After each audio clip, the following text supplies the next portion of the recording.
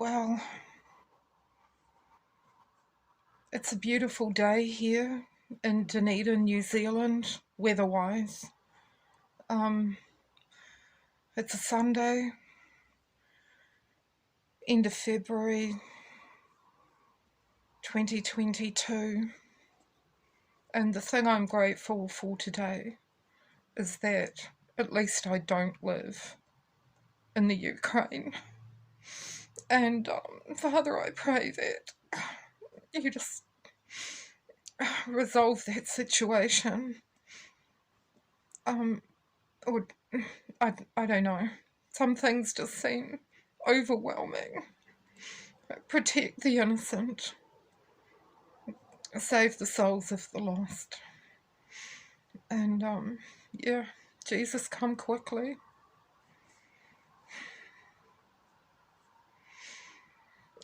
There's been a few things on my heart recently, and I've been trying to make another YouTube video for quite a while, but it's been difficult. And I just thought I will just do this, get it out of the way, and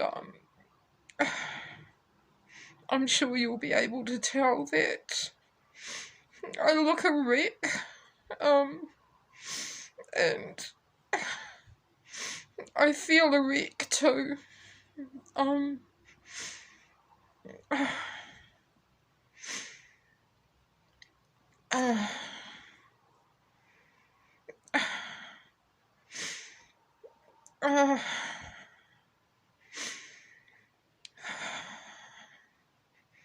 You know, it's a sad state of affairs when, in a certain way, not that you want anyone else to feel as bad as you do. It's the last thing you'd wish on your worst enemy. But it's like, at least I'm not alone in my suffering, because it is possible, and I'm sure a lot of people out there know exactly what I mean when I say to go through life unaccepted, unwanted, unloved and abused. It is not a very enjoyable experience, and it takes all your strength to keep going, and sometimes you just don't have that strength, and I've been feeling like that a lot lately. And the reason why I've been feeling like that is mostly because of the residual effects of what I'm not going to name him. Other people know who he is. I'm not going to name him. But I'm speaking directly now to the man who tried to take my virginity in August of 1978 and did not succeed in doing that, but carried on with his sexual attack, and as a form of punishment. This person was a total stranger to me. I'm sorry, I'm addressing you directly. You know who you are, or you should do. And one of the few comforts I have in life is that because it was so long ago, you may very well have forgotten what you did to me. I never have. And neither have a lot of other people. Because you never did call off your dogs, did you? I understand that you had family and friends and colleagues and people who were so much more invested in protecting you and what you did to me than cared about me. And because you've gone on to live your life, have a good time, you know, had a career, family, I guess, although I have had children myself, and yeah, made lots of money, travelled the world, got out of this place, and you're the one that's been protected. You're the one that's been protected. And yeah, I've never sought revenge. I didn't even, I mean, I always knew that you had steamrolled me into bed, which is how I expressed it to my former sister-in-law about 20 years ago. The only time I've ever spoken about it. But it wasn't until Queen's birthday weekend, Friday night, of, what was it now, 2017, that suddenly it all came together. And, I mean, I literally, like, broke my brain and suffered just every time the event rolled around. Let's call it the Olympics. That reminded me of you and what you'd done to me. No wonder I had all those headaches. No wonder anytime I underwent the slightest workplace bullying issue, where it felt like, oh my God, this person or this woman's pretending to be my friend, but now she's got another woman with her, and they're going to set up for me what you did. Because you were a total stranger to me. I only ever met you there once. And what you did to me, you know, I feel sorry for you. I feel sorry for you that you will meet the maker of us all one day and have to answer for your actions, because you have got away completely scot-free. Not that I have ever had thoughts of revenge, or oh boy, has it hurt. Has it made me unproductive? And because of your actions, and no doubt your lives as well as the lives of other people, yeah, just such an unproductive life, which is not what I planned, what I thought would happen, what I wanted. As if my life wasn't difficult enough before that night.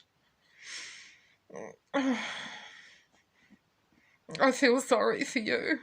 I feel sorry for you that you did that to me for no reason.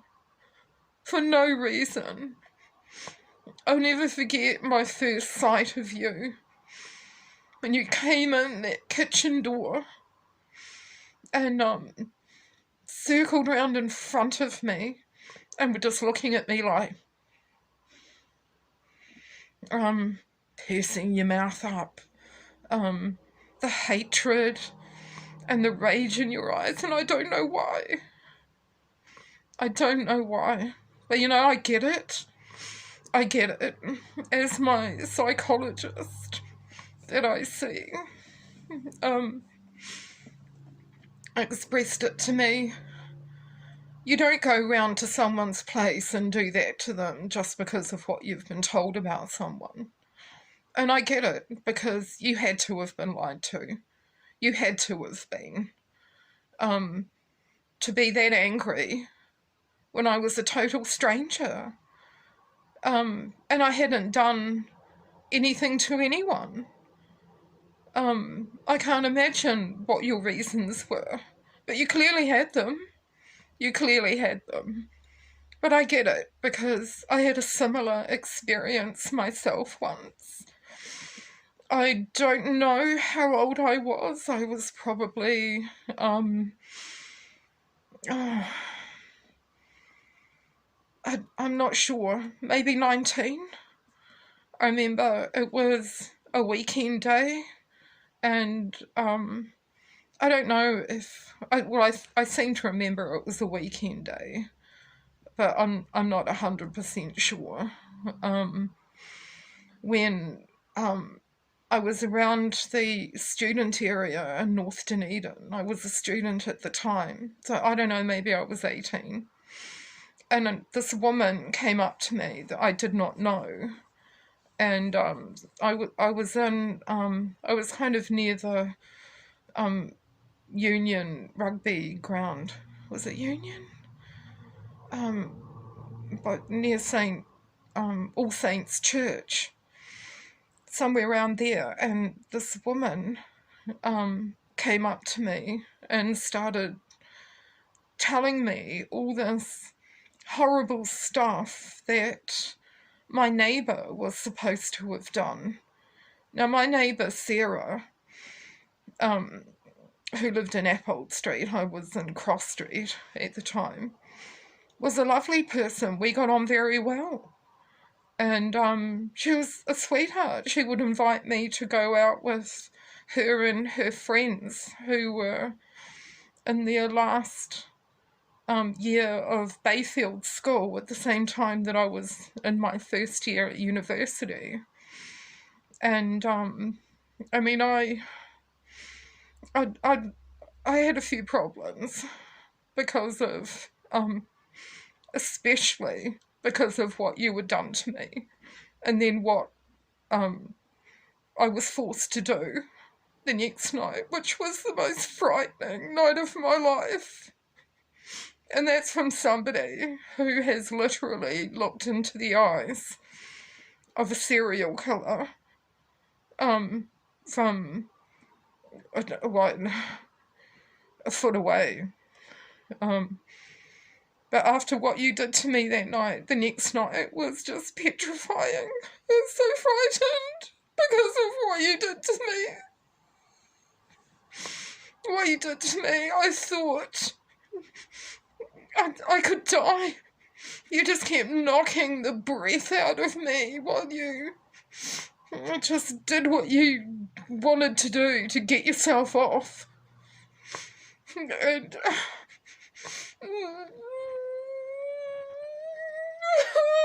just been so frightened ever since. There's some more girls. We're going to get you and whatever other guys they could get to make them dance to their tune. We're going to take it out on me again. But anyway, so I was vulnerable because I was, when you did that to me, I was 2 weeks exactly away from my 16th birthday.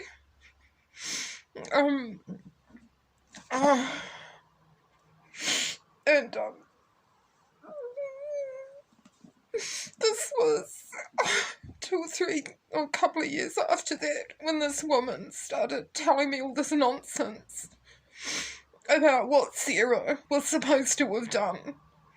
And I can't remember the detail of what she said. I didn't believe her at first. I was very naive then. I didn't understand that people have agendas and they go around telling lies to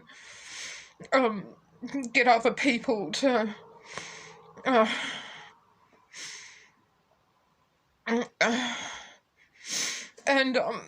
so anyway, she went on and on,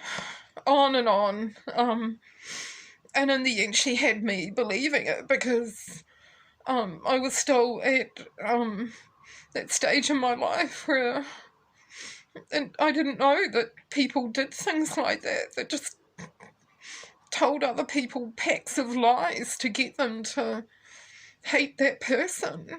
And I remember her saying, and Sarah's over there right now, you can go and pointed out this house. So I went and knocked on the door, of this house that the woman had pointed out to me, which was on the corner of St David Street, either on the literal corner or next to it. It was pretty close.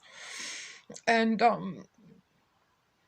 somebody answered the door, and I asked if Sarah was there. They said yes. And so Sarah came out. And by this stage, I was just inside the door, like kind of in the lounge bit. And straight away I said to her, in my kind of tactless, direct way, why did you, whatever it was. And I just remember Sarah just putting her head down and immediately just took off out this doorway, and I was left in this lounge or whatever, but thinking, huh? Oh, okay, like, she's not even going to speak to me. I mean, as I look back now, I'm really not surprised, because she wasn't the sort of person to do that, what this other woman had told me that she'd done. And I knew that, and that's why I was I wanted to find out, why would you do that? Like, you must have had a go. I don't know. I was vulnerable and manipulated, and that was the last I saw of her that day. And because, I mean, she went out the door kind of to my right, and then on the other side, after I'd been kind of standing there with this stupid look on my face, probably, this guy came out to the left, and he just stood in the doorway, kind of quite a tall guy, black leather jacket with this kind of funny look on his face that I couldn't read. It was like really intense, like he was just, I mean, it was a really disapproving look in his eyes, but he was kind of, his mouth was all curled up in this forced smile, and I was kind of thinking to myself, like, oh, with Sarah, like, obviously got it that this was a guy being all protective of Sarah, and I hadn't meant to upset her or anything. I mean, although I clearly did, and I remember seeing Sarah once on a bus. I should have apologised, but the whole situation left me so confused, and I felt like I'd had something horrible done to me, so I didn't at the time connect it that I should have apologised to Sarah. Maybe I did understand that, but it was like, when you need to make an apology but you feel like you want to explain and it involves someone else, it just sounds like an excuse, so it was difficult to do that. So yeah, apart from that one time on the bus when it was years later and just kind of too late to bring it up, so I never did apologise, because of course that was the end of our friendship, and I'd done it. She'd done nothing wrong, and I didn't even know who that person was to recognise them again, because I was listening to what this evil woman was saying, who had slithered up behind me and started telling me all these lies. And so, yeah, I it's like I wouldn't have recognised her again. But anyway, this guy standing there, and I just remember thinking, well, I know for a fact Sarah's an only child, so it's not like he's her brother, come to be protective of his little sister. I don't think I was expecting that to happen anyway, if that had been the case, because my older brother was certainly not protective in any way at all. But that's I don't even want to get into his behaviour. But this guy, I was also thinking, okay, it's not her brother, so has she broken up with Brent, has she? Because it wasn't her boyfriend, and I didn't recognise him as anyone that I had met when she had invited me out with her quite large social group, which, I mean, I was, it's hard for me to make friends and fit in places, and it's always been that way for me, especially in Dunedin. So, yeah, I was standing there looking at him, and I see now, it would have seemed like, without going into any detail or extra detail, I'm the way I remember it now, it would have been Sarah going into the kitchen or wherever these people were, and yeah, having a good time before I showed up. And it would have been like, oh, who upset you? She would have said my name. And then it would have been conversation like, oh, her. Because of, I'm not even going to go into how my bad reputation happened. And yeah, this sort of thing. I played into the hands of somebody who had it in for me, and so yeah, it wasn't, my bad reputation wasn't justified to start with, but I certainly didn't help myself by having this sort of thing happen to me and reacting the way I did. So it would have been like, maybe they thought that I was there to try and, because I didn't know at the time who the people were. So I am gratified that at least that guy just saw me looking confused and uncomfortable, and I wasn't doing any kind of, oh, hi, to him, and he would have seen that. So at least he would have seen that, because the next thing I know, this female comes kind of, I quite like the way she did it. She sort of slunk around behind him, and then kind of, she had her hips to one side and her hand up on the door jamb, and then she put her hand on his shoulder and then kind of made this nasty face at me as if she was thinking, he's my man, bitch. Which, again, was like, huh? Because I didn't know that that was the Chill's house, and that guy in the was wearing the leather jacket that Martin Phillips made famous because he wrote a song about it. That was the leather jacket that Martin Bull, which was the guy's name, left his wife Kathy, because that's who the woman in the black top and jeans or whatever was. But yeah, I wasn't there to kind of parlay my neighbourhood relationship with Sarah into, oh, let me be a groupie and hang around this band. I mean, it was nothing like that.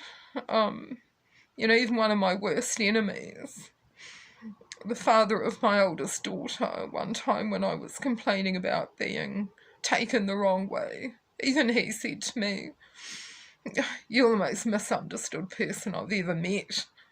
And, yeah, maybe I am. I mean, so I get it. I get it, how somebody can tell you a pack of lies and wind you up emotionally so that you go round somewhere and unload on somebody who's totally innocent and doesn't deserve it. And so I did that. That day with Sarah, made myself look really bad. Only, unlike you, with what you did to me,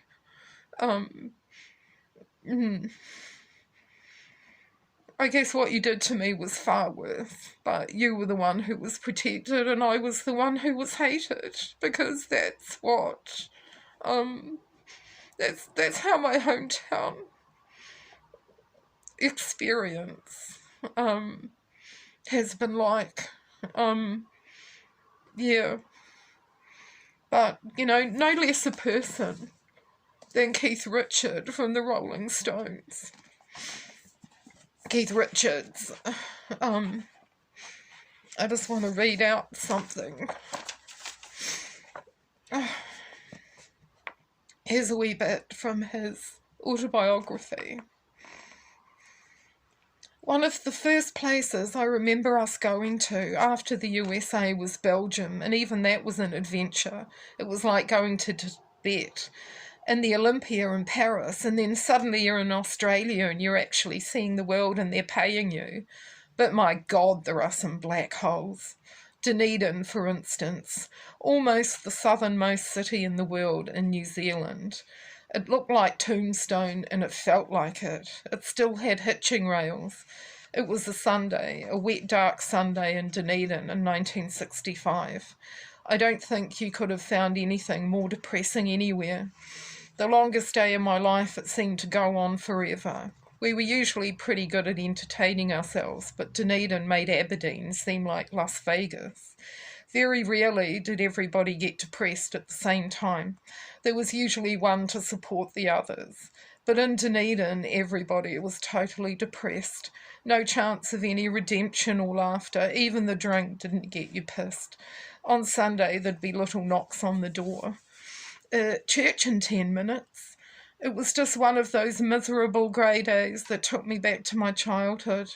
A day that will never end, the gloom and not anything on the horizon. Boredom is an illness to me and I don't suffer from it. But that moment was the lowest ebb. I think I'll stand on my head, try and recycle the drugs. Well, I don't know. Could it be argued that he was mistaking Dunedin for Invercargill, which he called the a-hole of the world? I don't know, but that's the sort of place Dunedin was in the 60s. Maybe Invercargill too.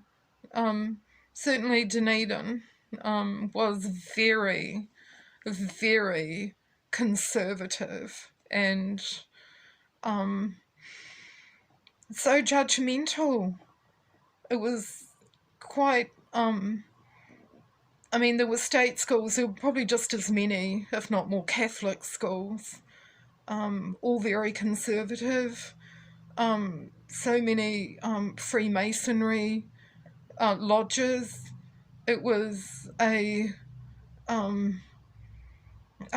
the atmosphere of this place.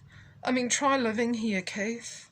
Try living here and being a child that there were rumours about that you're doing sexual things. Part of what happened in my life, it was the start of Form 2. We went on a camp. I was 11 at the time, and I came back from the shower one morning to find that my jeans, they weren't jeans, like they were denim trousers, really. They didn't have that really heavy inner seam, but I came back to find that the inner seam just at the top of one of the legs had been ripped open, like a few centimetres. And I remember I kept staring. I mean, I couldn't go around with a big gash in my trousers. They hadn't been like that the night before. I just was mystified as to how they could have been ripped like that. And then my best friend, who was a good friend to me, and again I made a mistake and destroyed our friendship. Not trying to, just being desperate for help and going about it in the wrong way.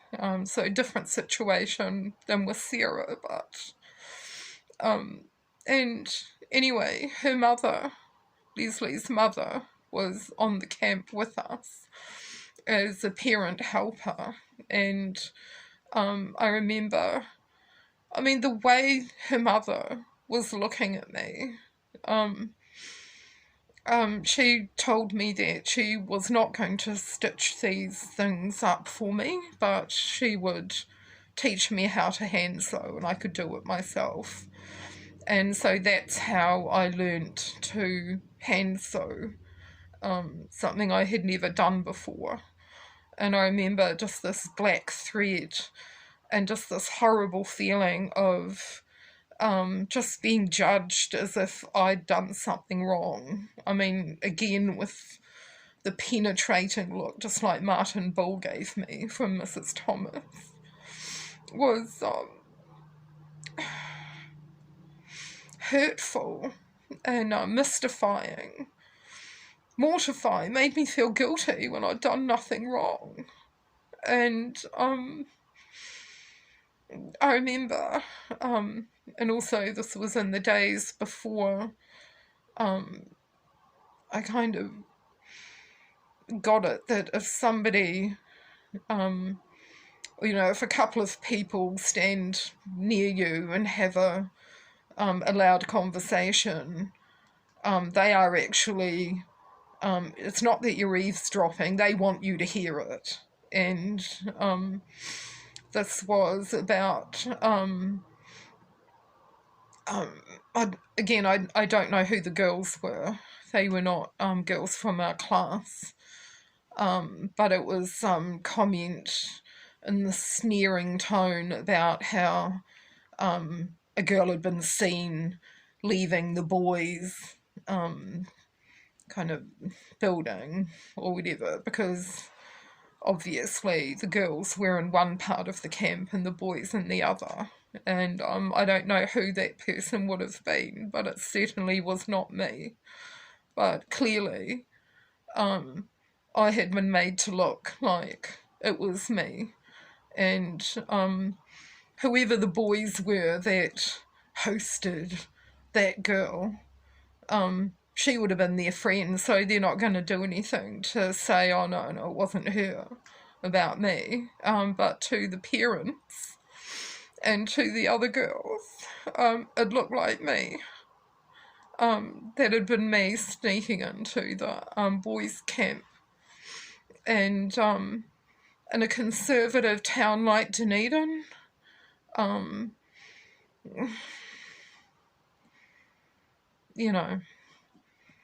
boy, do you get judged for that sort of thing. And yeah, so you can be totally innocent, because I was innocent. I certainly was not. I mean, I like schoolwork. I like learning. I wasn't. I mean, if I thought about boys and they were, well, the ones in my family weren't very nice to me. I didn't really want anything to do with them. I certainly wasn't at the level that a lot of the other people in my class were. I was a year younger than them. Like with Sarah, I remember it would do my head in that she could be a year older than me at least, or more than a year older than me, but a year behind me at school, because I had been moved up a year, because I was being bullied by a young boy when we were just in the wee school, in the primers. So to basically get me out of his way, I was put forward a year. I've heard that they don't do that anymore, which I'm grateful for, because it really doesn't do you a lot of good to be, or it didn't do me any good, to be in a group and younger than most of them I was the youngest in the school when I started high school. Yeah, it doesn't do you a lot of good, so at least I'm gratified to know that other children won't be put at such a disadvantage like I was.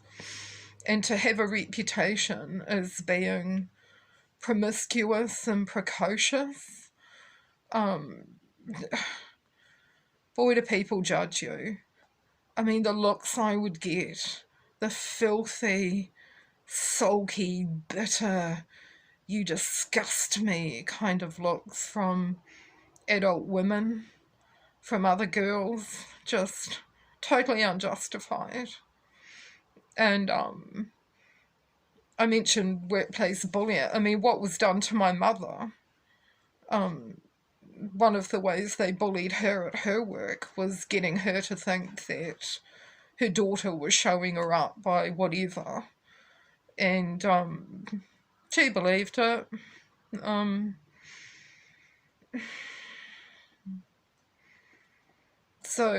Yeah, things were already difficult enough for me. And then what you did to me that night,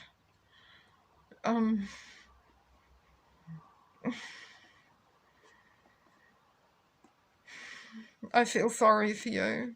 I feel sorry for you. And I can't help feeling sorry for myself sometimes. And that's the way I feel today. Because I'm trying to work things out with ACC, Accident Compensation Corporation, and what's been done to me through that department. I just want to warn anyone else out there in New Zealand under the ACC thing. It's all very well to make a claim after you have suffered a sex crime, which is what a sensitive claim, as they call it, is, and get free counselling and whatever, but understand that because there is no statute of limitations for rape in New Zealand, it's like you enter into a legal system. It's not a criminal court, because nobody has been charged with what they've done to you. Nobody has been charged necessarily. And so anything that you say to a counsellor is taken note of to basically be used against you at a later date. And if they decide to, and by they I just mean people who listen to the gossip and who make judgments based on, or who don't know you and don't understand reasons for your behaviour.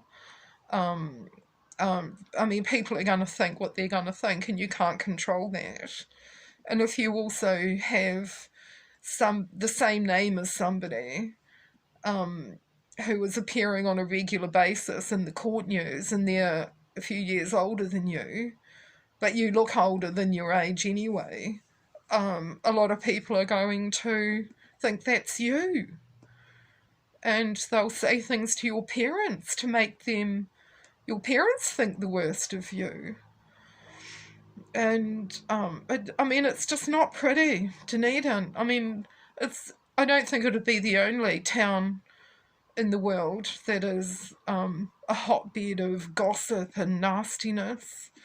A particularly nasty person who has managed to get herself a very nice position indeed for her to embezzle even more money from, said to me one day or one night,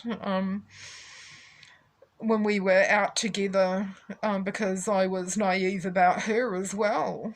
I mean, if you're not devious and manipulative and don't have an agenda yourself, it's easy to miss that in other people when they're being so nice to you and you're vulnerable and you kind of need that. Her exact words to me were, the trouble with Dunedin is that there's so many people maliciously interfering in other people's relationships, unquote. And that's the way it is. And so yeah, they will just rip you to shreds emotionally, abuse you, and you haven't got a leg to stand on. That's been my position. I'm not complaining, I'm not asking for sympathy, it just is what it is. So if anyone else who was in a similar position and has to put up with just being basically tortured and harassed by the people around them who think that they've got a right to do that, understand that you are not your reputation, and yeah, just hang in them. Hang in there. Don't let them get the better of you. And if you are involved in ACC's sensitive claims torture department, yeah, just remember that that's yeah, how things are, because yeah, it's a legal thing. It may not be a criminal court, but when it comes to a sex crime where the culprit has not been charged, but the victim, survivor, is getting counselling paid for through ACC, that's the way it is. Anything you say can and will be taken down and used against you. Not all counsellors are horrible people, but there are certain ones that will judge you and make you look as bad as they possibly can. Like, an example of that is once I was asked, but I seem to remember being asked kind of on a, not a regular basis, but more than once, and if I had ever self-harmed. And I remember, I mean, quite naively, because I'd heard of that, I'd sort of had kind of horrid people around me kind of volunteering it as a way to help with the pain. Not that I ever thought that it would be a help, but it was, yeah, it was just weird the way it would be brought up to me. And there was a day along North Road in Northeast Valley that, I don't know, maybe it was not long after somebody had said something to me, and I kind of thought of, and anyway, I just impulsively grabbed a holly leaf out of the hedge and squeezed it in my hand, which was obviously really painful. It's like, yuck, ow. You know, that's self-harming. I'm not doing that ever again. That's not. But of course it's in my ACC notes. Oh yes, self-harmer. I have never done anything like that. I have met somebody, a few people who have, this one woman that I met, she was clearly heavily involved in self-harming. I mean, she had healed dozens and dozens of slash marks. From her elbow, which is all I could see, her elbow to her wrist, it was all ridgy and with this white scar tissue. Dozens of times that she had, although it's crossing my mind now, was it self-harming or was she a witch and or a Satanist and drawing her own blood for a spell? I mean, that was her creepy demeanour, and she wasn't somebody I knew, but she seemed to know me, and appeared at my side about, I was probably only a week or two pregnant, so it hadn't even been confirmed myself, let alone me telling anyone.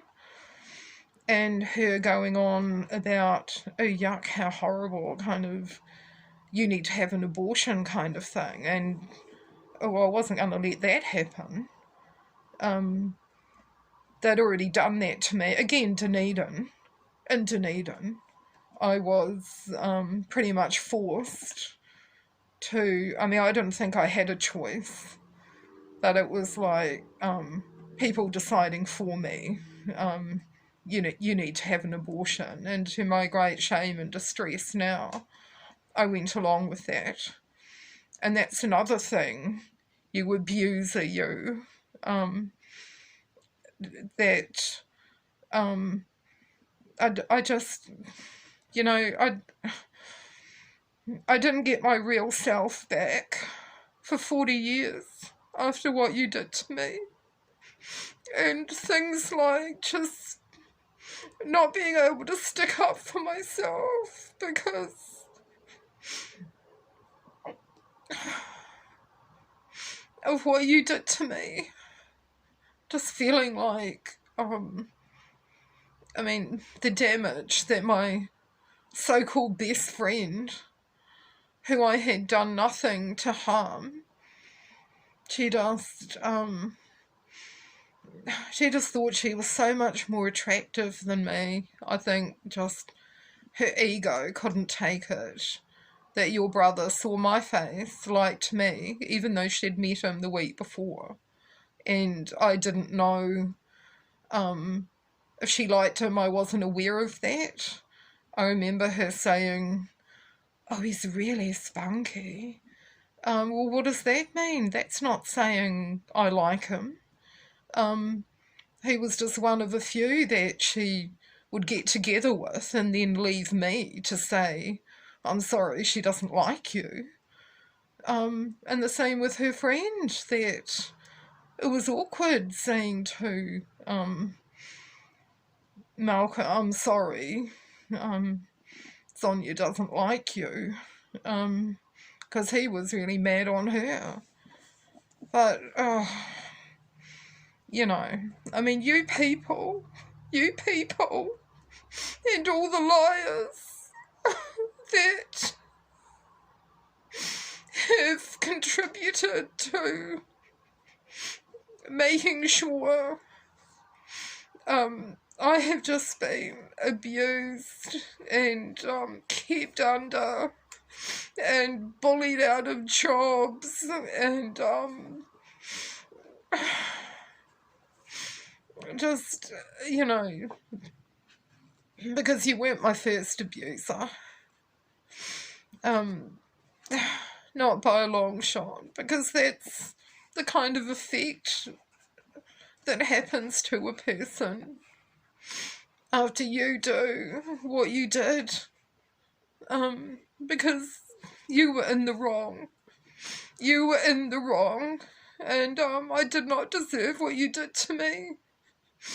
You had no right to take or to try and take my virginity, and as a punishment. For what? For what? Like I said, with revealing that story about Sarah Castleberg, my neighbour. I understand how it can happen. I don't know. Are you still alive? The police told me you were in 1917. Of course you don't remember that far back. No. No, I bet you haven't given it a moment's thought. Well, I wish I could say the same. I wish I could say the same. And I feel sorry for you. Because, yeah, you're going to face God one day. You're going to face him and have to account for yourself and all the things that have been said and done by you and your mates and all your dogs and friends to ensure that, yeah, I was just had all credibility taken away from me. And I can't end it. I can't take my life away from myself. I can't commit suicide. I wanted to, because I'm just, it's just been so painful. You took my life away from me. You stole my future. You and your friends and all the people that cleaned up your mess by making a mess of me and my life. I just want the pain to end. I just want the pain to end. But I can't, and it won't. I mean, this book here, the only thing I disagree with that I've read so far is that not all of us who have been traumatised are interested in revenge and getting people back. And some of us retain our integrity and I think had a mistaken identity problem. The last thing I would ever want to do is falsely accuse anyone. And you know, Mr. Person that I can't name, or that I choose not to name, on this video. You're the one who is going to pay for it one day. Unless you repent. And by the way, it would help if you were honest about what you did. Tell somebody. If you don't have the guts to make a public apology or to apologise to me, tell somebody. Or burn in hell. That's what you're looking at. That's what you're looking at, and I feel sorry for you.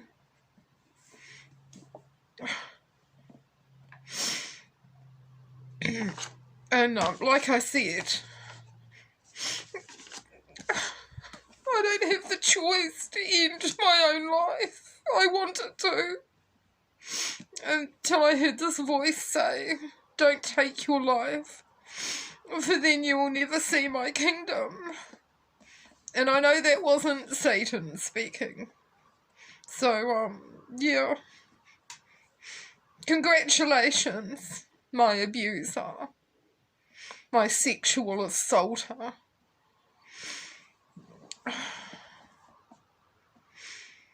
And yeah, have I just said a word that's going to get this kicked off YouTube or whatever? Well, whatever.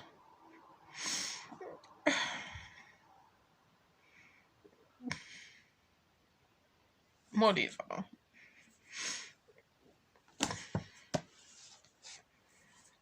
Facts are facts and truth is truth. And, yeah.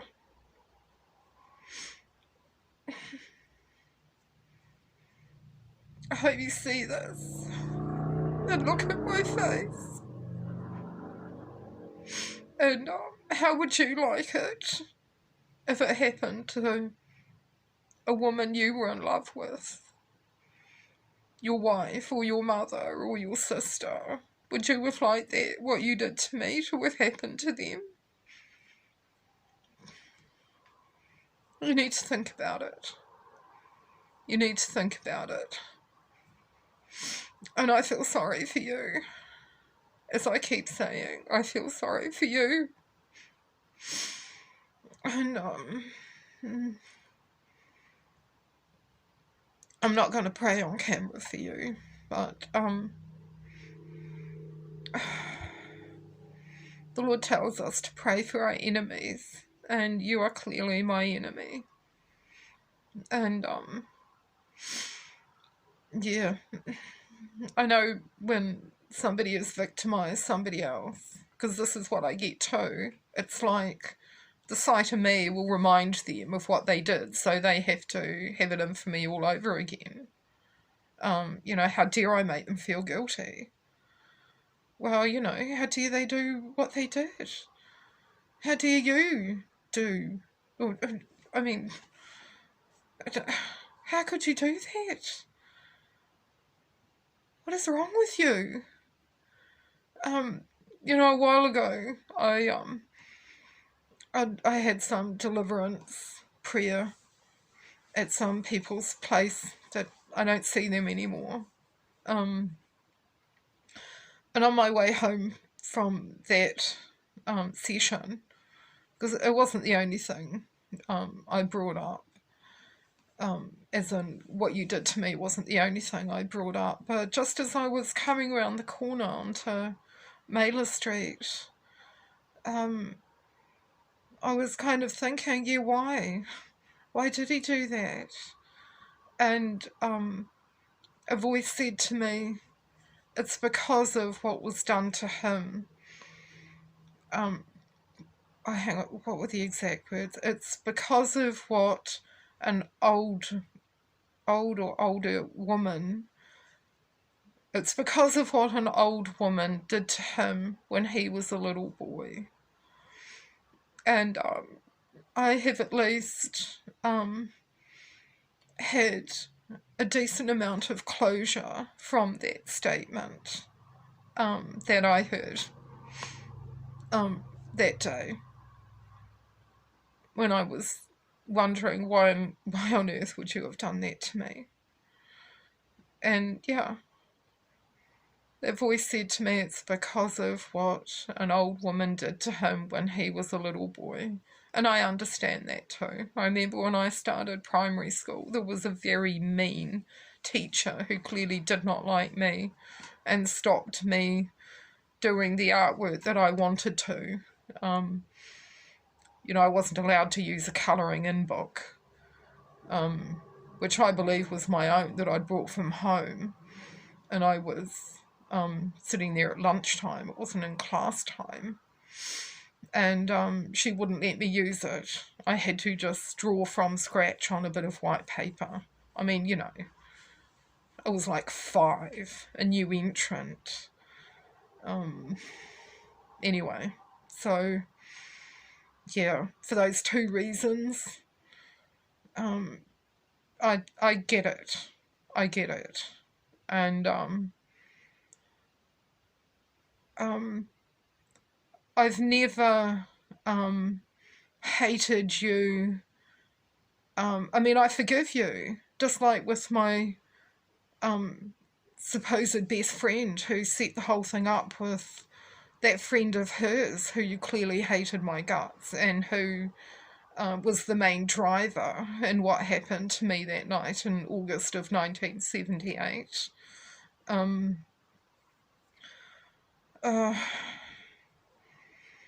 So I do forgive you. But yeah, I'm going to close now. I'll see if this thing gets on YouTube because this is the only recourse that I have. It's not like anyone's going to get behind me and prosecute you for what you did to me.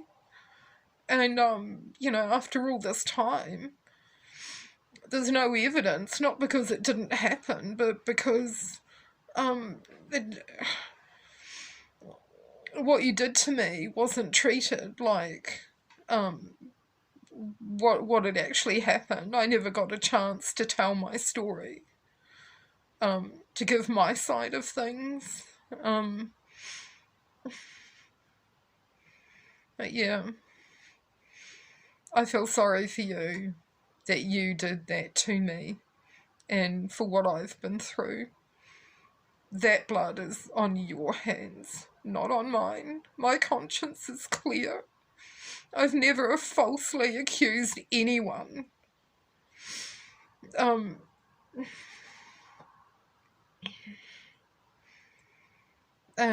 Yeah. So I forgive you. I forgive you all. I don't sit around trying to think of ways to get back at anyone. I'm in misery because of how you made me look and the way I was manipulated while I was still in a state of trauma. I'm not saying this for people to feel sorry for me. If there's a reason that I'm saying this, it's because it's the only way I have to talk directly to you as my abuser, and to let other people know that you're not alone. Don't take your own life. You're more than your sexual assault. There I go again saying that word, which listening to other people on YouTube may not be allowed. I don't know. But you are more than that. You are more than that. And God sees the heart. And he will judge us all one day. So, yeah. Over and out.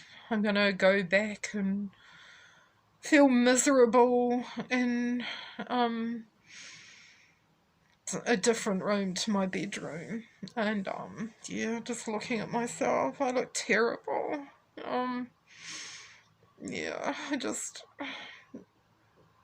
I look as bad as I feel. And, yeah. Just because I forgive you doesn't mean that you didn't destroy my future. And, cause a whole lot of pain to someone who didn't deserve it. And, that's for you to work out. And, yeah, to anyone else. And I'm not talking to the people who falsely accuse. But for the genuine victims out there, just understand that, yeah, God knows. And, yeah, he cares. And in a world where it's hard to find people to care, it means everything. Yeah, to have Jesus Christ as your protector and saviour.